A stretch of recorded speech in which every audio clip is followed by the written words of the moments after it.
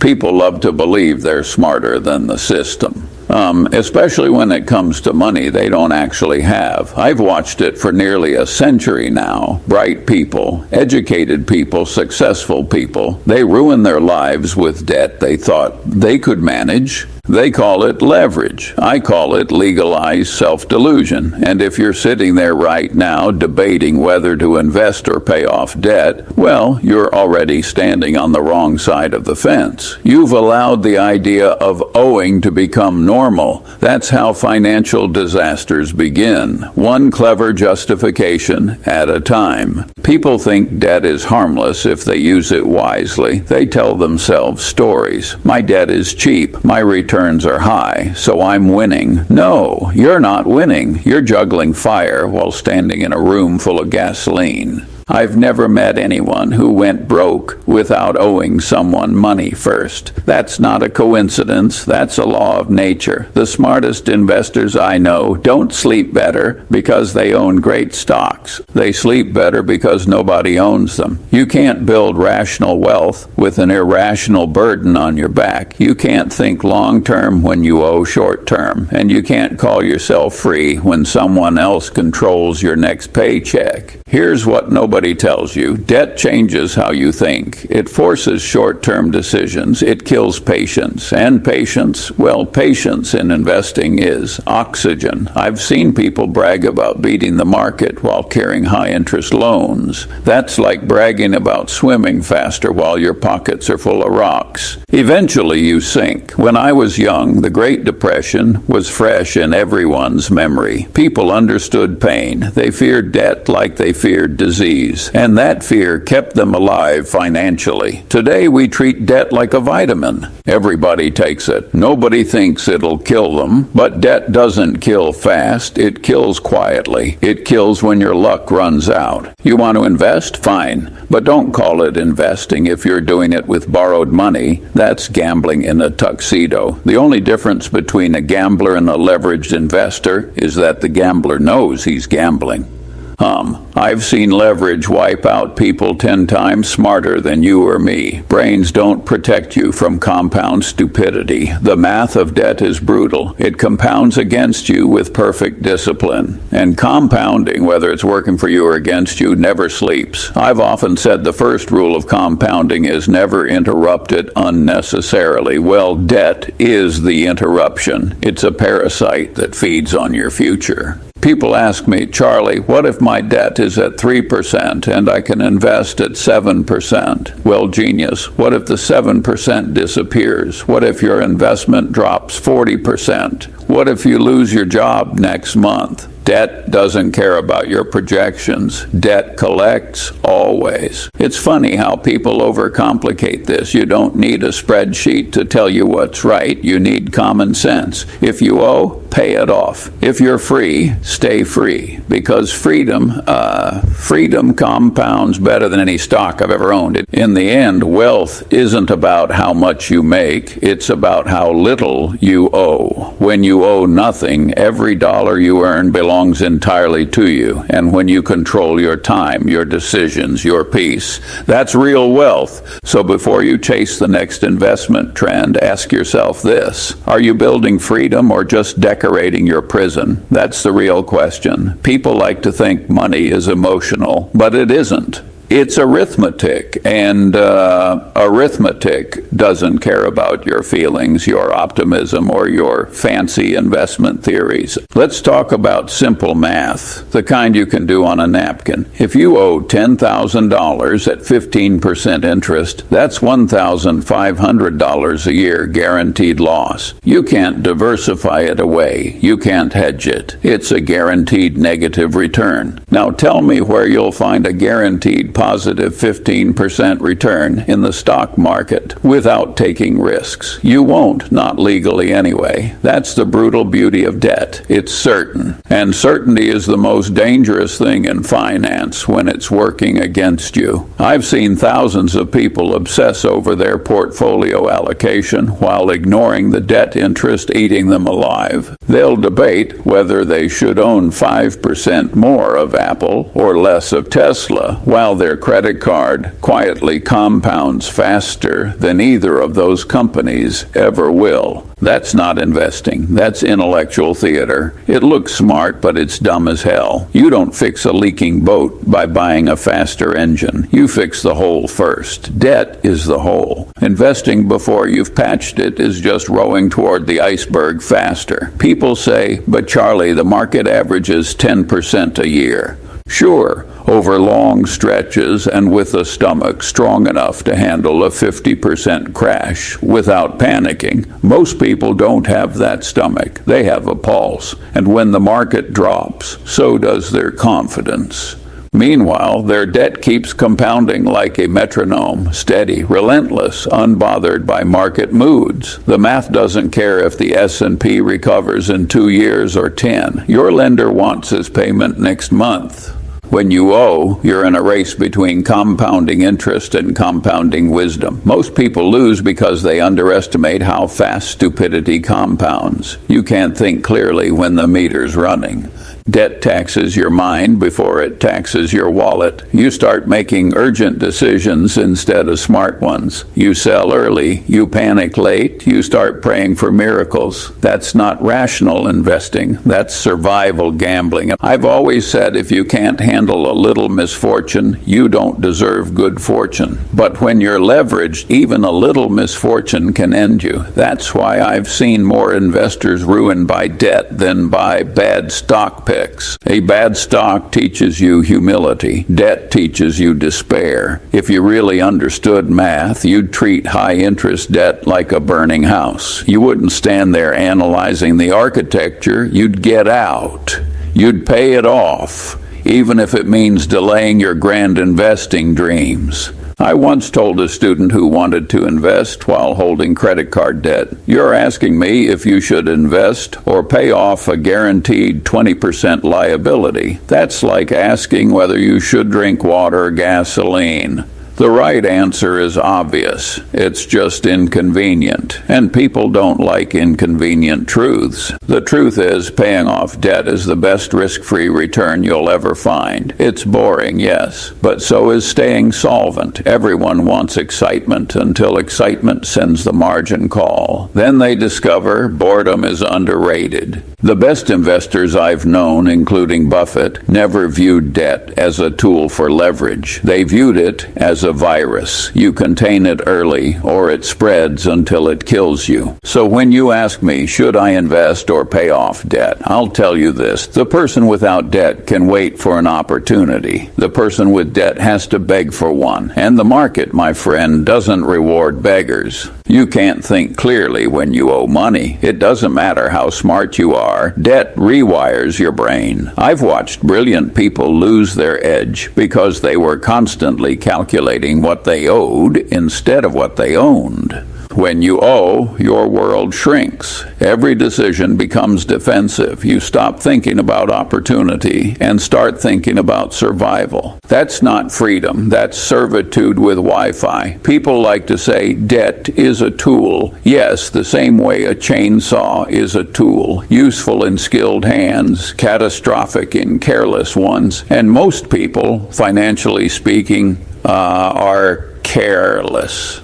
There's something deeply corrosive about owing money. It eats at your independence. It changes the way you talk to your boss. It makes you tolerate things you shouldn't. It teaches you to rationalize instead of resist. That's why I've always respected the old-fashioned idea of living within your means. Not because it's virtuous, but because it's practical. You can't build good judgment in a mind that's constantly under pressure. You need mental space to think, and debt rents that space out to someone else. I've seen people make absurd investment decisions just to catch up. They chase speculative stocks. They buy crypto in a panic. They listen to idiots on television shouting about quick returns. And the whole time they tell themselves, I just need one good win.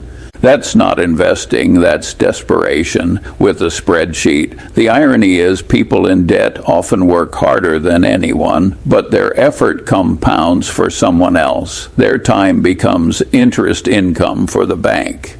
And the bank, as you may have noticed, doesn't get tired. You can't buy peace of mind on credit. You can only rent it briefly before the bill comes due. That's why I never understood the obsession with good debt versus bad debt. They're both dangerous. One kills you slowly, the other quickly. But both keep you from sleeping well at night. You want to build real wealth? Start by removing financial anxiety. That's your foundation. Every dollar of debt you eliminate is one less chain on your mind. And a free mind, well, that's the ultimate compounding machine. When I was a young lawyer, I didn't have much, but I didn't owe anyone either. That made me dangerous in the best way. I could walk away from bad deals. I could say no without fear. That single advantage, independence, was worth more than any leverage ratio. Most people never realize that the true return on paying off debt isn't just financial, it's psychological. It gives you back your optionality. It restores your ability to wait. And patience, as I've said many times, is the rarest form of intelligence in investing. So ask yourself, what's your goal here? To look rich or to be free? Because if you pick the first, the second will never happen. Every generation convinces itself it has reinvented the meaning of debt.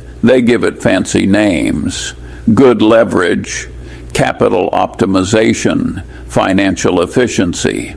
But strip away the jargon and it's the same old stupidity dressed in modern clothes. Leverage in any form magnifies outcomes, good and bad. The problem is human nature guarantees the bad will show up eventually. And when it does, leverage turns a stumble into a free fall. I've seen this movie more times than I can count. It always starts the same way. Someone borrows to accelerate gains. They tell themselves they're being rational, that they're just using other people's money intelligently, and for a while, it works. They make a few smart moves, the numbers look great, and their confidence swells. They start believing they've mastered risk. Then the market sneezes. Interest rates tick up. One deal goes wrong, and suddenly everything they built starts collapsing like wet cardboard. That's not bad luck. That's arithmetic meeting reality. I've said it before, and I'll say it again. If you're highly leveraged, you don't own your assets. They own you. You're just renting the illusion of prosperity. In the 1970s, Buffett and I watched brilliant people blow themselves up with borrowed money. It didn't matter how great their businesses were. A few bad quarters and the lenders came knocking. The graveyard of capitalism is filled with geniuses who optimize their balance sheets. Even today, I see people justify leverage because interest rates are low. That's like saying you should play Russian roulette because the odds look good this round. Eventually, the chamber turns. Here's the real tragedy. Leverage doesn't just destroy portfolios. It destroys temperament. You can't stay calm when a few bad weeks threaten to wipe you out. You can't think long term when the short term can kill you. And once fear enters the equation, intelligence leaves. That's why Buffett and I built Berkshire with almost no debt. Not because we didn't understand leverage, but because we understood it too well. We wanted to survive every environment, not just thrive in the easy ones. The ability to sit still when everyone else is panicking, that's the ultimate advantage. And you can't do that if the bank owns your nerves. People ask me, Charlie, what about using debt to buy real estate or invest in a business? I tell them, if you need to borrow heavily to make a deal work, the deal isn't good enough. It's that simple. The best opportunities don't need leverage to shine. They're attractive even when funded conservatively. The moment your investment depends on the kindness of creditors, you're no longer an investor. You're a hostage. I once heard someone brag about borrowing at 3% to invest at 6%. I told him, you're earning 3% and risking 100%. He didn't like that answer. Most people don't. They prefer a pleasant illusion to an unpleasant truth. wealth. The truth is, leverage makes you fragile. It converts a temporary setback into permanent loss. It punishes arrogance faster than stupidity, and it ensures that one day you'll meet the margin clerk, the most unforgiving teacher in finance. If you can't sleep at night, you're over-leveraged. If a market drop ruins your plans, you're over-leveraged. And if you need good luck to stay solvent, you're not an investor. You're a speculator praying for mercy. My advice? Don't play games with borrowed matches. The house always burns faster than you expect. People think the goal is to get rich. It isn't. The real goal is independence. You don't want more money so you can buy more things. You want it so you can stop doing stupid things. And nothing is stupider than trading your freedom for leverage. Debt sells the illusion of progress. It whispers, you can have it now and pay later. But later always comes, and when it does, it collects with interest, both financial and psychological. I've watched people chain themselves to jobs they hate because they need the income. I've seen families delay happiness for decades because they were buried under manageable mortgages. I've seen investors with great judgment make cowardly decisions because their loans dictated their behavior. That's not wealth. That's slavery wearing a necktie. Freedom doesn't come from owning more. It comes from owing less. When you don't owe anyone, you can think clearly. You can say no when everyone else has to say yes. You can ignore the crowd, ignore the panic, ignore the noise, because you're not desperate. People underestimate how powerful that is. Independence is like oxygen. You don't notice it until it's gone. In the 1990s, I watched a generation of investors borrow against their homes to buy tech stocks. They thought they were clever. They called it financial engineering. Then the bubble burst and they discovered a simple truth. You can't eat paper profits when the margin call comes. The irony is, those who avoided leverage looked boring for years until everyone else blew up. Then suddenly boring looked brilliant. That's the story of capitalism in one sentence. I've said this 1,000 times. You don't need to be smarter than everyone. You just need to stay sane longer than everyone. And staying sane is impossible when you're leveraged. People think I'm obsessed with avoiding debt. They're right, I am. Because I've seen what happens when life doesn't go according to plan, and it never does. You lose your job, you get sick, markets crash, and the people who survive aren't the ones with the biggest portfolios. They're the ones with the smallest obligations. That's the paradox of wealth. The freer you are, the richer you feel. And that feeling doesn't come from a brokerage account. It comes from control. Control over your time, your choices, your peace of mind. That's why I tell people the best investment you'll ever make isn't in a stock or a company. It's in buying back your independence, $1 a debt at a time. You can't put a price on sleeping well at night. You can't compound wisdom when you're under pressure. And you can't make rational decisions while someone else has a claim on your future. When you have no debt, you can wait for the right pitch. When you're leveraged, you have to swing at every ball that comes your way. That's the difference between discipline and desperation. So yes, freedom beats leverage every time. It might look slower, it might look less exciting, but it's permanent. And permanence in a world built on volatility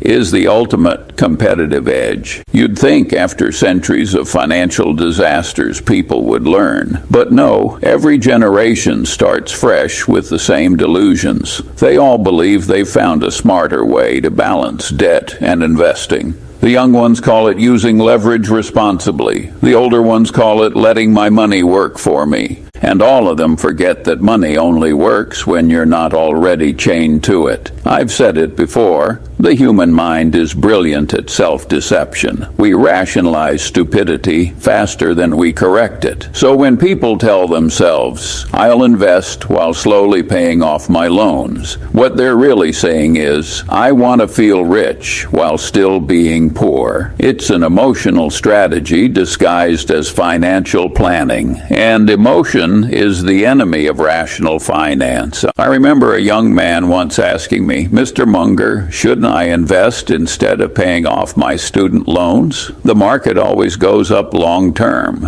I told him, "Son, markets go up long term, but you don't live long term. You live month to month, year to year, and debt compounds daily." He looked disappointed because he wanted a clever answer. But in life, it's the simple arithmetic that saves you, not the clever theories. People always look for leverage because they hate the slow path. They can't stand the idea of spending 5 or 10 years cleaning up their finances before investing, so they jump ahead. They invest first and tell themselves they'll manage the risk. But reality doesn't care about your impatience. If you skip the boring steps, you don't accelerate, you detonate. Buffett and I built Berkshire on a simple foundation: discipline first, growth second. That's why we never had to sell assets in a panic. That's why we could sit through 1973, 1987, and 2008 without losing sleep, because we never let debt dictate our decisions. Most people don't have that luxury, not because they can't, but because they won't. They're addicted to comfort. They can't delay gratification, so they try to engineer it with leverage. They want to look successful today,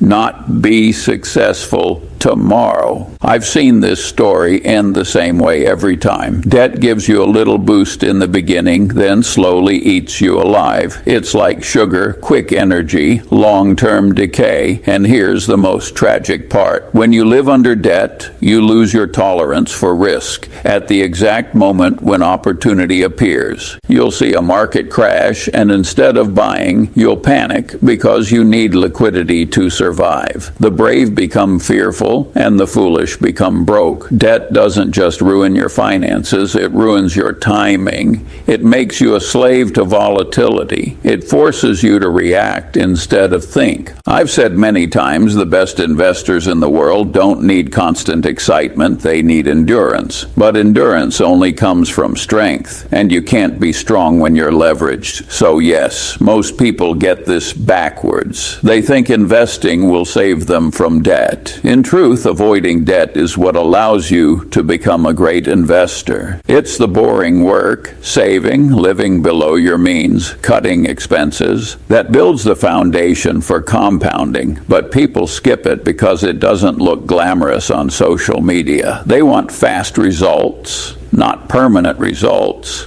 Well, the world rewards permanence, and the graveyard of finance is full of people who mistook speed for intelligence. So here's my advice. If you ever find yourself bragging about your efficient use of debt, stop. You're one downturn away from humility. Debt doesn't just take your money, it steals your time. And time, as I've said all my life, is the raw material of compounding. You see, compounding only works when you give it decades to do its magic. Debt destroys that timeline. It forces you to focus on the next payment instead of the next decade. That's the part most people miss. They think the cost of debt is just the interest rate. No, the real cost is the distraction. It steals your ability to think long term. It poisons your patience, which is the single most valuable investing trait you can have. When you owe money, your brain becomes a short-term machine. You start thinking in weeks and months instead of years. You can't let investments mature. You can't sit through downturns. You can't stay rational when your lender wants cash,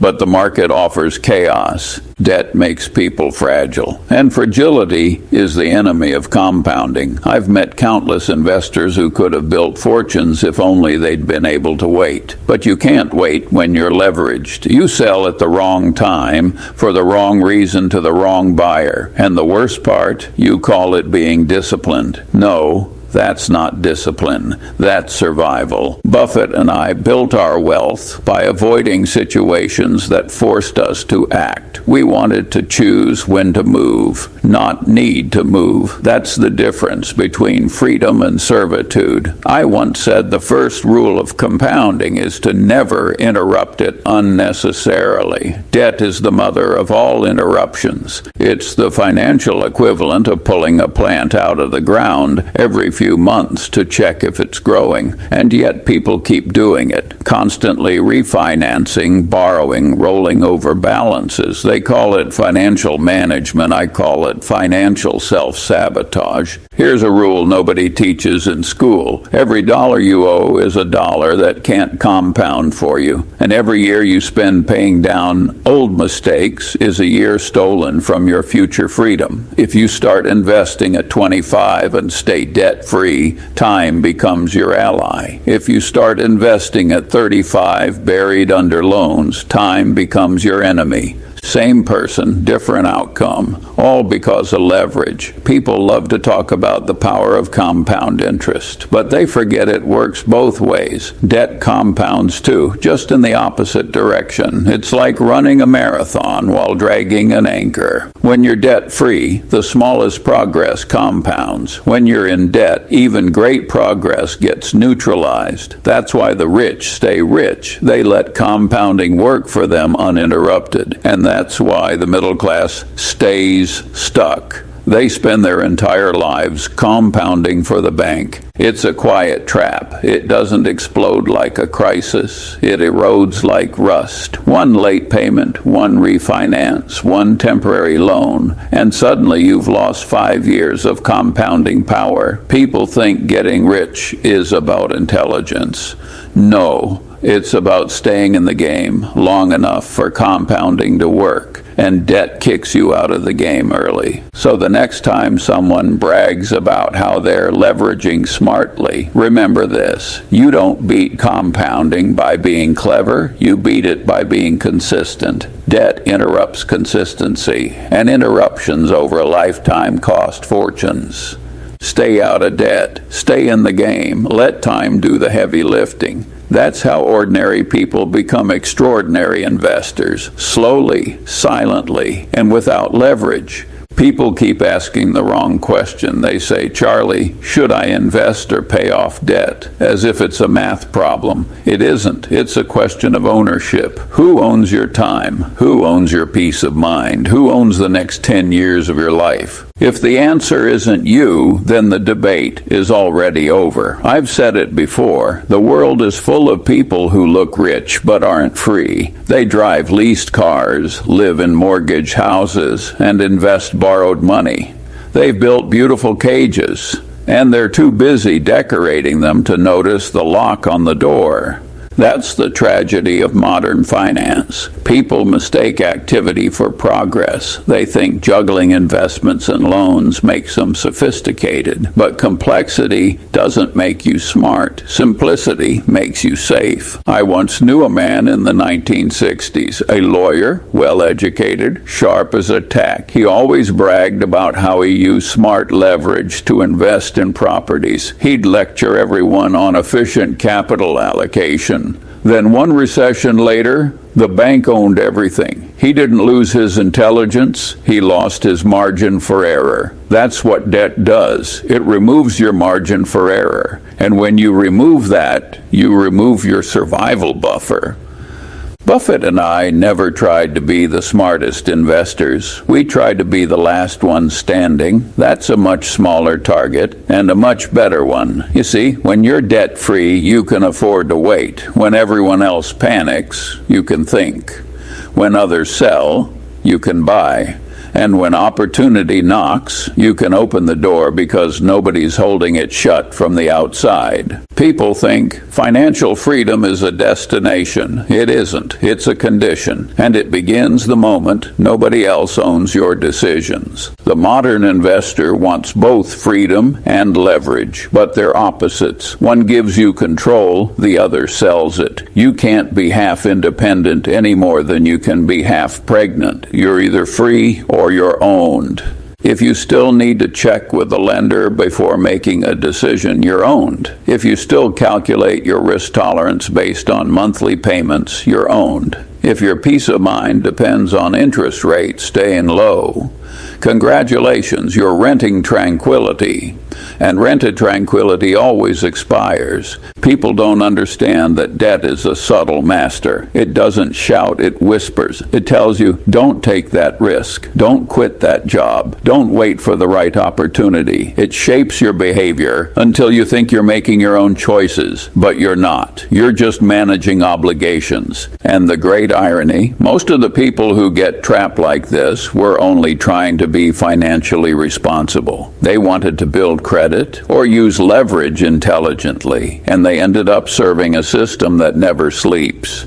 I'm not saying don't invest. I'm saying earn the right to invest. You earn it by first buying back your freedom, by killing the debt that owns you. Once you've done that, the math of compounding becomes your ally. You can sit still. You can let time work. You can ignore the noise because you're not playing defense anymore. So should you invest or pay off debt? The real question is simpler. Do you want to own your life or owe it? Choose once. Choose wisely, because that choice compounds too. People hate the word slow. It offends their ego. They want results now. The body in 6 weeks, the fortune in 6 months, the freedom in 6 years. But that's not how compounding works. Compounding demands patience. And patience is impossible when you owe money. That's why the slow path, the one built on saving, staying debt-free, and investing steadily, looks boring to most people. They don't realize that boredom is the secret ingredient to lasting wealth. When you remove debt from your life, time becomes your partner instead of your predator. You stop racing, you start compounding, and slowly, quietly, the world tilts in your favor. The trouble is nobody brags about slow wealth. It doesn't look impressive. There's no excitement in living below your means or paying off a mortgage early, but there's enormous peace in it, and peace is what allows wisdom to compound. I've seen people chase hot stocks, crypto, fads, housing booms, all fueled by borrowed money. They call it taking advantage of opportunity. I call it taking advantage of delusion, because every cycle ends the same way. The leverage get crushed and the patient get rich. Wealth built slowly doesn't crumble. It survives recessions, inflation, bad presidents, bad luck, because it's not built on momentum, it's built on margin of safety. Buffett and I never got rich fast. We got rich, for sure, and that's a better deal. Every investor should engrave this into their brain. Speed kills compounding. You can't rush exponential growth. You can only avoid doing stupid things long enough for it to happen. And debt, my friend, is the stupidest thing you can normalize. Because while you're paying interest, someone else is earning it from you. Every loan you take is an investment you made for your lender. That's the paradox of getting rich slowly. The moment you stop chasing fast money, your real wealth begins, because you finally stopped interrupting compounding with nonsense. I remember once telling a young man who complained about how long it would take to get rich through saving and investing, "Do you plan on living a long time?" He said, "Of course." I said, "Then why not spend it getting rich slowly? It's the only method that actually works. Most people want to sprint through life. I prefer to endure it. The sprinters make noise. The endurers make money." That's why the debt-free path isn't just financially sound, it's philosophically sound. It aligns you with time instead of against it. And time, unlike leverage, never betrays the disciplined. So yes, pay off the debt, then stay debt-free, then invest patiently, then wait. You'll look slow for a decade, then one day you'll look brilliant, and the world will call it luck. But it won't be luck. It'll be math, patience, and the absence of stupidity. That's how compounding rewards those who respect it. Not with speed, but with certainty. If there is one lesson I've learned after nearly a century of watching people win and lose money, it's this: the game isn't about getting rich, it's about staying free. Every financial decision you make should serve that single purpose. Freedom from debt, freedom from desperation, freedom from stupidity. Because once you lose freedom, everything else becomes negotiation. And you can't negotiate with compound interest. It always wins. People ask me, "Charlie, what's the smartest financial move an ordinary person can make?" I tell them, don't overborrow, don't rush, don't envy. Do that for 50 years and you'll look like a genius. But people don't like simple rules. They prefer complicated lies. They want a shortcut that feels sophisticated. They want to optimize before they've stabilized. Well, you can't optimize chaos. You can only eliminate it. And debt, whether it's on a credit card or a balance sheet, is institutionalized chaos. It guarantees instability. It ensures that no matter how good your ideas are, you'll always play defense. Look, you can't predict markets, you can't control recessions, inflation, or interest rates, but you can control whether you owe someone money. That's real power. The investors who sleep best at night aren't the ones earning the highest returns. They're the ones who can go to bed knowing no one can call in a loan tomorrow morning. That peace of mind compounds faster than any index fund. Buffett and I used to say, we'd rather be vaguely right than precisely wrong. Well, paying off debt is vaguely right every time because it might not make you rich fast, but it makes you impossible to ruin. And in this world, not being ruined is the best competitive advantage there is. I've lived long enough to see bubbles come and go, housing, tech, crypto, you name it, and every time the same pattern plays out. The debt-free people get mocked on the way up, then envied on the way down. They look dull in good times and divine in bad times. That's the reward for being rational when everyone else is reckless. You can't build a good life on borrowed stability. The world's too unpredictable for that. But you can build one on discipline, patience, and the refusal to owe. So if you're still wondering whether to invest or pay off debt, here's my final answer. Pay off the debt, always. Then invest from a position of strength, not weakness. Let your money compound, not your anxiety. Because when you finally owe nothing to anyone, something extraordinary happens. You start making decisions for the right reasons, not the pressured ones. And that, my friend, is the true definition of wealth. Not the number in your account, but the silence in your mind when nobody owns you. Not the market, not the bank, not your desires. When you reach that point, you've already won the game. That's the only kind of wealth worth pursuing, the kind that lets you wake up every morning and think clearly, without fear, without pressure, without someone else's claim on your time. I've watched fortunes come and go. I've seen brilliant people lose everything and mediocre people build empires. And the difference was never intelligence. It was freedom. The freedom to wait. The freedom to say no. The freedom to think. You want to know the best investment I ever made? It wasn't Berkshire Hathaway. It wasn't See's Candies or Coca-Cola. It was the decision to never owe anyone anything I couldn't pay back immediately. That single choice gave me 70 years of compounding without interruption. No margin calls, no desperate decisions, no sleepless nights wondering if the bank would come knocking. Just time, patience, and the freedom to let good ideas mature. That's worth more than any leverage return you'll ever calculate on a spreadsheet. So here's what I want you to remember when you close this and go back to your life. Debt isn't just a financial decision, it's a philosophical one. It's a choice about how you want to live. Do you want to spend your life managing obligations or building opportunities? Do you want to react to the world or respond to it? Do you want to be owned or free? The math is simple. The psychology is hard. But if you can get both right, if you can kill the debt and stay debt-free, time will reward you in ways you can't imagine today. Because when you're free, really free, the world looks different. Opportunities you couldn't see before suddenly appear. Risks you couldn't take before become manageable. And decisions you couldn't make before become obvious. That's what financial independence does. It doesn't just change your bank account, it changes your perspective. And perspective, well, that's the rarest asset in investing. You can't buy it. You can't borrow it. You can only earn it by refusing to let anyone else own your future. I'm 99 years old now. I've seen everything twice and learned it once. And if there's one truth I'd bet my life on, it's this. The person who owes nothing fears nothing. That's the ultimate competitive advantage in a world built on fear.